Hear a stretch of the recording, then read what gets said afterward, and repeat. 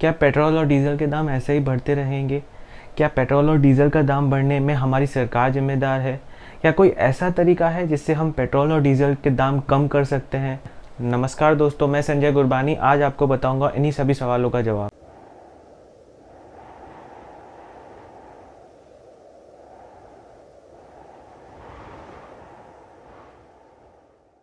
दोस्तों, जब भी सरकार से ये सवाल किया जाता है कि पेट्रोल और डीज़ल के दाम क्यों बढ़ रहे हैं, तो उनका सिर्फ एक ही जवाब होता है कि इसका मुख्य कारण है अंतर्राष्ट्रीय मार्केट में क्रूड ऑयल यानी कच्चे तेल की बढ़ती हुई कीमतें। पर दोस्तों, क्या ये जवाब सही है? इसका जवाब है बिल्कुल ही कम। क्योंकि दोस्तों, अंतर्राष्ट्रीय मार्केट में क्रूड ऑयल की कीमत घटने या बढ़ने से बहुत ही कम फ़र्क पड़ता है दूसरे फ्यूल्स की कीमत को बढ़ने और घटने में। तो क्या है लगातार पेट्रोल और डीज़ल की बढ़ती हुई कीमतों का कारण? आइए आगे जानते हैं। तो दोस्तों, सबसे पहले मैं आपको ये बता देता हूँ कि अंतर्राष्ट्रीय मार्केट में क्रूड ऑयल की कीमत क्या है, उस क्रूड ऑयल से कौन सी चीज़ें बनाई जाती हैं और कितनी मात्रा में बनाई जाती हैं। इससे आपको अच्छे से ये समझ में आएगा कि सरकार हमसे उन चीज़ों की कितनी कीमत ले रही है और सरकार को वो चीज़ें कितनी कॉस्ट में पड़ रही हैं। तो दोस्तों, पीछे जो आपको चार्ट दिख रहा है उसमें मैंने आपको कैलकुलेशन करके बताया है कि एक क्रूड ऑयल के रिफाइन करने के बाद सरकार को कौन से प्रोडक्ट मिलते हैं, सरकार को वो प्रोडक्ट्स कितनी मात्रा में मिलते हैं, सरकार को उन प्रोडक्ट्स की कॉस्ट कितनी पड़ती है और सरकार की वो प्रोडक्ट्स की सेलिंग प्राइस क्या है। ये सब डिटेल्स में मैंने आपको पीछे बताया है। दोस्तों, आप मेरे पीछे जो चार्ट देख रहे हैं आपको दिख रहा होगा, सबसे पहले मैंने लिखा है पेट्रोल। दोस्तों, 1 गैलन क्रूड ऑयल से सरकार को अप्रॉक्सीमेटली 73 लीटर्स का पेट्रोल मिलता है, जिसकी कीमत उनको करीबन 2800 रुपये पड़ती है और सरकार वो हमें चीज़ बेचती है 7950 रुपये में। तो आप समझ सकते हैं कि कितनी कीमत है, कितना फ़र्क है और सरकार हमको कितने महंगे में ये सब चीज़ें बेच रही है। दोस्तों, उसके बाद आपको डीजल की भी कीमत दिख गई होगी। ऐसे करके मैंने सभी चीज़ों की बारी बारी से कीमत लिख दी है जो हमें 1 गैलन क्रूड ऑयल से मिलती है, और उसके बाजू में उसकी कॉस्ट और उसके बाद उसकी सेलिंग प्राइस भी मैंने लिख दी है, जिससे आपको पता चलेगा कि सरकार को वो चीज़ कितनी कॉस्ट में पड़ रही है और सरकार वो चीज़ हमें कितने में बेच रही है। दोस्तों, ये बहुत बड़ा फ़र्क है, हमको ये बहुत बढ़ा के कीमतें मिल रही हैं। आप समझ सकते हैं, ये आपको ये चार्ट से समझ में आ रहा होगा। तो दोस्तों, अभी आपने देखा कि 1 गैलन क्रूड ऑयल से सरकार को कितनी चीज़ें कितनी मात्रा में और कितनी कॉस्ट में मिल रही हैं और सरकार वो चीज़ें हमें कितनी प्राइस में सेल कर रही है। तो दोस्तों, उसमें काफ़ी फ़र्क है और आपको पता चल गया होगा कि हमको ये सब चीज़ें बहुत महंगे प्राइस में मिल रही हैं। अब आप सोचते होंगे कि ये प्राइस इतनी ज़्यादा क्यों है, हमको सरकार इतनी ज़्यादा प्राइस में क्यों दे रही है?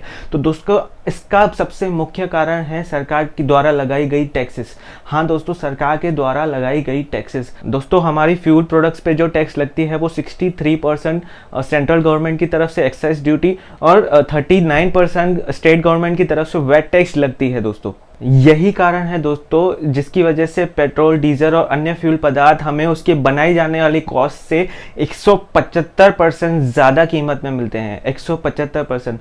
और दोस्तों, इसमें एजेंट की कमीशन, ट्रांसपोर्टेशन भी ऐड की हुई होती है। दोस्तों, दुनिया में फ्यूल टैक्स में भारत नंबर 1 पे आता है। दोस्तों, भारत फ्यूल कंजप्शन के मामले में दुनिया में तीसरे नंबर पे आता है। हमसे पहले चाइना और यूएसए नंबर 1 पे और चाइना नंबर 2 पे आते हैं दोस्तों।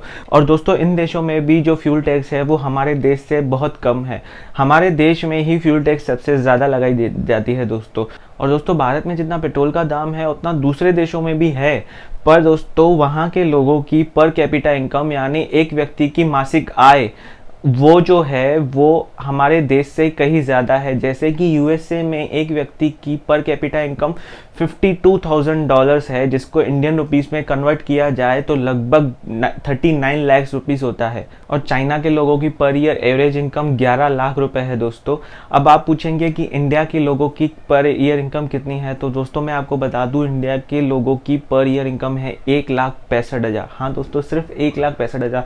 तो आप समझ सकते हैं कितना बड़ा अंतर है। जहाँ पे लोग सालाना 39 लाख रुपीस कमा रहे हैं, वहाँ पे पेट्रोल की कीमत 100 रुपये होती है तो चलता है। पर दोस्तों, जिस देश में पेट्रोल की कीमत 107 रुपये तक पहुँच गई है और उस देश में एक व्यक्ति की कमाई सालाना 1,65,000 रुपये एवरेज निकलती है, तो उस देश में सर्वाइव करना बहुत मुश्किल हो जाता है, महंगाई बहुत ऊपर चली जाती है। दोस्तों, ये तो हुए 2 कारण। इसका तीसरा कारण क्या है आपको पता है? इसका तीसरा कारण है आप और मैं। हाँ दोस्तों, आप और मैं। आइए मैं आपको डिटेल में समझाता हूँ।